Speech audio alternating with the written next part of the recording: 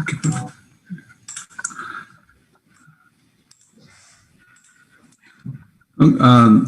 Good morning to you all. Thank you for the opportunity to present. Thank you, Dr. Rakesh, for inviting. And over the next 15 minutes or so, I want to give you an overview of left atrial appendage occlusion therapy in atrial fibrillation and indications, and what are the current guidelines say, and what new studies are going on that will answer future questions. So my disclosures. Sort of an outline, we want to talk about challenges with oral anticoagulation, the role of LAA in the thromboembolism, percutaneous closure, what are the current devices that are available, safety and efficacy data, and we'll review some knowledge gaps. As we all know, oral anticoagulation has its own challenges, and in this particular study from 2016, the use of oral anticoagulation in AF patients sort of peaked at about 50%, and unfortunately the use have declined with increasing risk when measured by the CHADS2 VAS score. These multiple things contribute to that: bleeding risk, drug and diet interactions, non-adherence, as well as, especially in the case of warfarin, issues with monitoring and INR monitoring, and also even with the newer oral anticoagulants, although we have the practice has entirely shifted from warfarin to newer agents, they're definitely better than vitamin K antagonists, but still approximately 30% of the NOAC patients stop taking the drug at 2 years. There's a cost issue in some cases here, and so they are not perfect by any means either. Even in this particular study, we looked at people who were warfarin ineligible, who were started on a NOAC due to, most of them had major bleeding issues, and we found that almost 63% of these patients had a repeat major bleed even on newer oral anticoagulants, and this was especially higher if they had prior gastrointestinal bleed. So again, may not be always a perfect alternative if there is a concern with bleeding concern with warfarin. So what does a left atrial appendage do? It acts as a conduit, a reservoir, and has neurohormonal applications. And it's for in the normal human. Unfortunately, it's also a major source of atrial fibrillation-related cardiac thromboembolism, especially in non-valvular AF. It is a complex architecture with pectinates, which facilitates slow conduction as well as result in arrhythmogenicity, especially when there is associated fibrosis. And prior studies have shown that it could be a source of focal firing and AF triggers in about 27% of AF patients undergoing redo ablation. So there is an arrhythmogenic component. There is also a thromboembolic, a source of thromboembolism. So this is the case of where you have a left atrial appendage thrombus that is noted on transesophageal echo, and as they were doing, it started migrating, and it dislodged and went to. Thankfully, this patient had a patient had symptoms of stroke soon after, but thankfully emergent neurointervention and thrombectomy was done, and there was no long-standing issues. But again, this is one of the most dreaded issues when you think about atrial fibrillation-associated stroke. So what devices do we have currently available for left atrial appendage closure? I'm strictly talking from the US and Europe standpoint. Approved devices, in the US, Watchman and the current, mostly the Watchman Flex device, which is a only currently FDA approved device in the US. The Amulet is very commonly used in Europe and elsewhere, and the data on the IDE trial will be presented next month at European Society, actually later this month at European Society Cardiology meeting. Lariat is a epicardial left atrial appendage ligation system, And then we have surgical options where obviously open surgical appendage ligation. It could be suture ligation, stapling, or excision, or you could do thoracoscopic AtriClip, which can also be done during open surgical procedures as well. So these sort of the armamentarium in terms of what's available, even though there are multiple devices that are undergoing testing, and this field is really growing quite fast. And this is an image of the original Watchman device, and this has been mostly replaced by the Flex device currently in the US.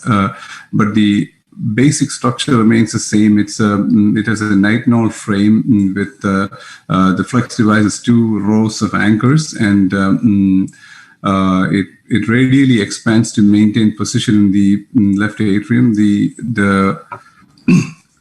polyethylene or the PET cap and is designed to block emboli from exiting the LA, and it can capture debris up to 160 microns in that case. And the anchors around the device engage the LAA tissue for stability and retention. And the device works by radial expansion to maintain position in the left atrial appendage. And multiple sizes are available, and you use in transesophageal echo, or CT, or even nowadays intracardiac echo to identify and appropriately size the device for that particular patient. The indications, this is from a few years ago when it was approved. In the United States, one has to have non-valvular atrial fibrillation and a CHA2DS score greater than 3. And the patient has to be suitable for short-term warfarin, but appropriate rationale exists to seek non-pharmacological alternative to long-term oral anticoagulation. And it requires a formal shared decision-making with an independent non-interventional physician. At the same time, in the European guidelines at that time, similar, it said that, again, non-valvular AFib with contraindications for oral anticoagulation, or who are even in patients who are eligible but have to reduce the risk of life-threatening bleeding even. So a slight difference in language. They didn't say anything specifically about warfarin, whereas the US one did. Both the European guidelines in it's a consensus statement at that time, gave a 2B recommendation for the device implantation.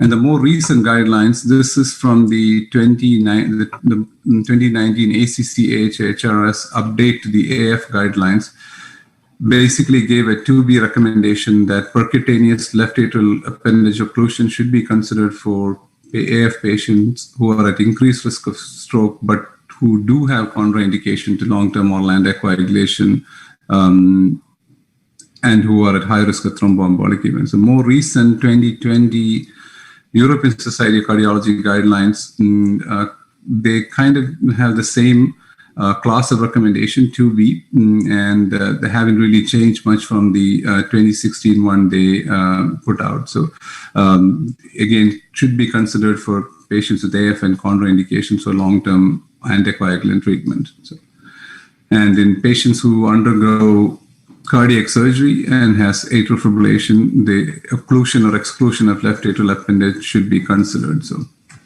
those are the current recommendation guide from the European Society as well as the ACC/HRS, more recent ones. So what are some of the rationale to seek non-pharmacological alternatives such as left atrial appendage closure? Major bleeding, inability to maintain INRs and non-compliance. As you can see, common things that we see in medical condition or occupation that limits you from having continuing to take oral anticoagulation. High bleeding risk score, fall risk, CAD patients, triple therapy, and there are several others. So these are some of the commonest that we encounter in our clinical practice. The left atrial anatomy is very complex and can come in different shapes and sizes. And this is interesting names have been given to them, such as windsock or a chicken wing. and a complex pectinated anatomy, such as some might call it a cactus or broccoli, or cauliflower morphology. But regardless, there are this is a very highly variable in terms of anatomy, and it's but even with the current technology, vast majority of them can be closed adequately despite the anatomical variability. And not only the anatomic variability of the appendage itself, the ostium of the appendage can also have significant variability as well. So as you can see here, it can range from circular to oblong, and or like even like a teardrop type of shapes. And so we are literally trying to put a sometimes a round peg in a square place in a way. So it can sometimes be challenging in terms of the osteal variations. What are the potential contraindications for left atrial appendage closure, especially with the Watchman or amulet in that case? Existing left atrial appendage thrombus is a contraindication. Unfavorable anatomy, again, especially with the Watchman device, a very shallow and wide left atrial appendage, like osteal dimension and lack of depth is a big challenge, or especially if the osteal size is greater than 31 millimeters. And if you have an absolute contraindication for oral anticoagulation, and if the patient cannot even take aspirin or clopidogrel, then there is that could be a concern because of risk of device-related thrombus. So some form of dual antiplatelet or even single antiplatelet therapy or anticoagulation post-procedure, for at least for a short period of time, is desired. What type of antithrombotic therapy are we using currently? So again, this is from the more recent European guidelines. In terms of the Watchman patient, you typically if they can take oral anticoagulation, you either use warfarin or NOAC for 45 days after the procedure, and then you stop, and then if you do some sort of imaging, either CT or repeat transesophageal echo, and if the device is well seated without any leak, you stop the oral anticoagulant and use a combination of aspirin plus clopidogrel for at least until 6 months after the procedure. And then you go to a 75 to 325 milligram aspirin indefinitely. And again, if there's a high-risk patient who cannot take oral anticoagulation, then dual antiplatelet therapy is recommended for. Most people do it for 6 months, but again, they at least say 1 to 6 months. In terms of amulet, oral anticoagulation post-implant is not recommended. You usually use dual antiplatelet therapy for 1 to 6 months, and then aspirin indefinitely. So let's look at some. Hope this plays. Okay. This is a ICE-guided Watchman implantation case. You can see the left atrial appendage here.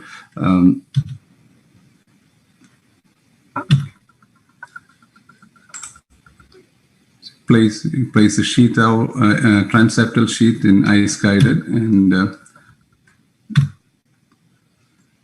usually place some sort of a retaining wire. It could be an amplax or superstiff wire, or it could be this particular wire, the Torre wire, that kind of is a curly Q wire that you can allow you to place a Watchman sheath into the.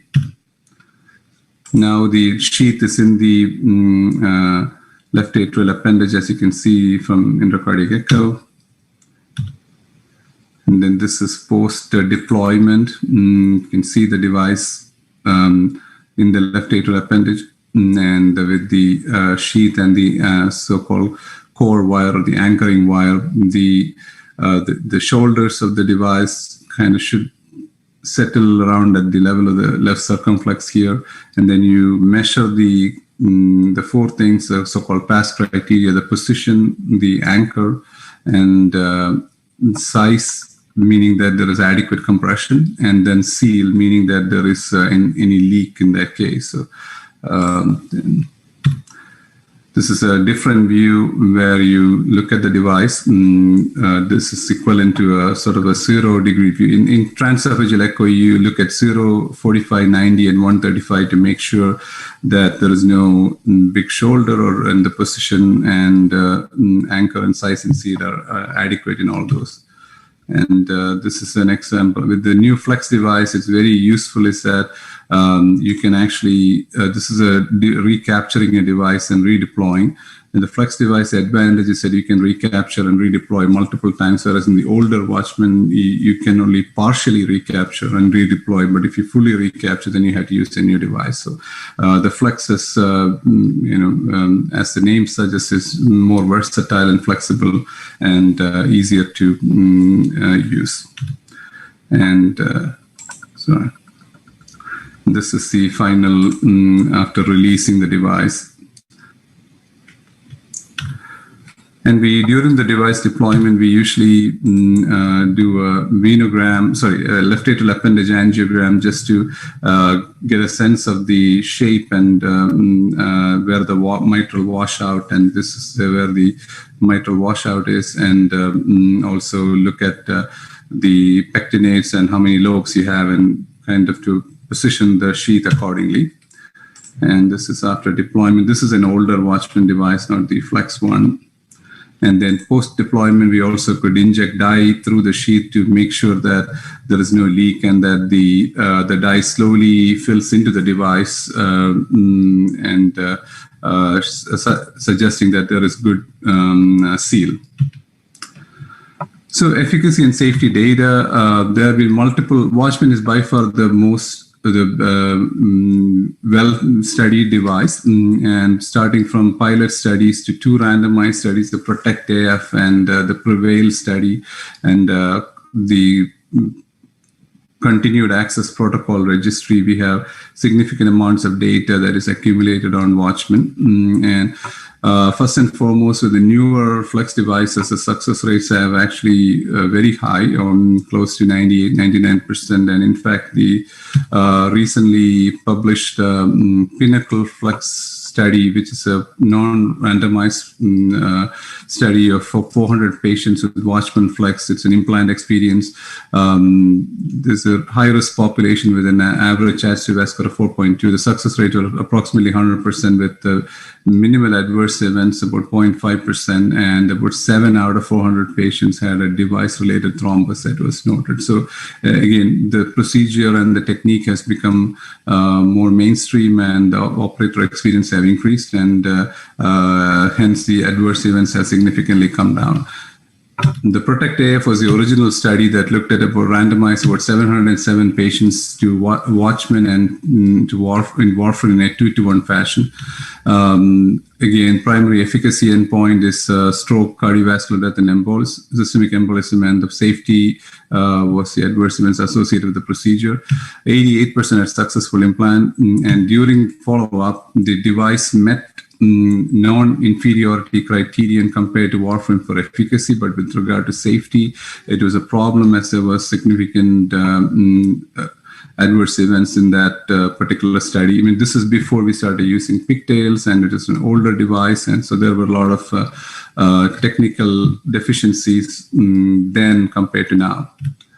Pericardial effusion was seen 4.8%, and which has substantially come down nowadays. The Prevail study was